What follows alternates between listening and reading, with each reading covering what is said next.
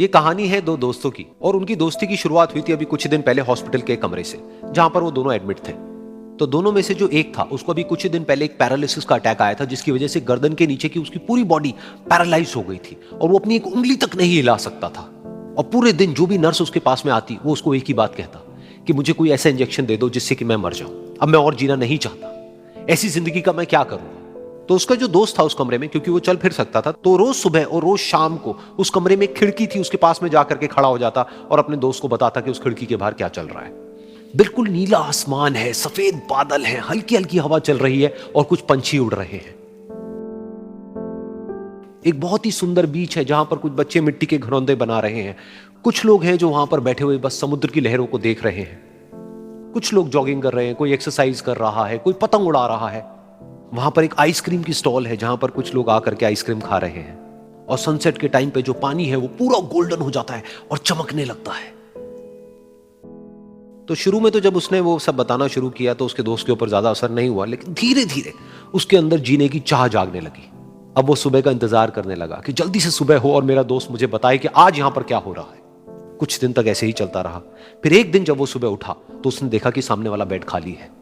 फिर उसने नर्स को बुलाया और उससे पूछा कि क्या वो डिस्चार्ज हो गया है। तो नर्स ने कहा कि आपको तो उन्होंने बताया होगा, उनके पास कुछ ही दिन बाकी थे और कल रात को ही उनकी डेथ हो गई है।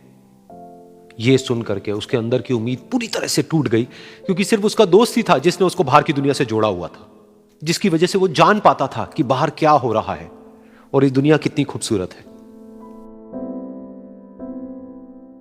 तो कुछ दिन तक तो वो रोता रहा और उसने जीने की चाह छोड़ दी। लेकिन दूसरी ही तरफ से उसके अंदर कहीं ना कहीं एक नई चाह पैदा हुई कि काश मरने से पहले एक बार मैं खुद अपनी आंखों से देखूं इस खिड़की के बाहर कि दुनिया कैसी है।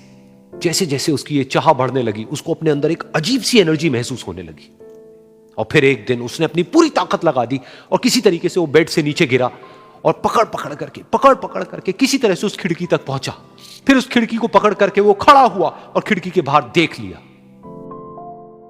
लेकिन खिड़की के बाहर देखते ही वो गुस्से से भर गया। उसने जोर से नर्स को आवाज लगाई और जैसे ही नर्स आई उसने नर्स से पूछा, ये तुमने क्या किया, ये खिड़की के बाहर काली दीवार क्यों खड़ी कर दी। तो नर्स को समझ नहीं आया वो क्या बोल रहा है और वो बोली कि मुझे 5 साल हो गए हैं यहां पर, जब से मैं आई हूं तब से तो ये काली दीवार यहां पर है। तब जाकर के उसको समझ आया कि उसका वो दोस्त उससे झूठ बोल रहा था। और उसने नर्स से पूछा, अगर ये काली दीवार पिछले 5 साल से यहां पर है तो मेरे दोस्त ने मुझसे झूठ क्यों कहा। तो नर्स थोड़ा सा मुस्कुराई और बोली कि मैं ये तो नहीं जानती कि उन्होंने आपसे झूठ क्यों कहा, लेकिन मैं इतना जरूर जानती हूं कि जो भी कुछ उन्होंने आपसे कहा उसी वजह से आप अभी अपने पैरों पर खड़े हैं।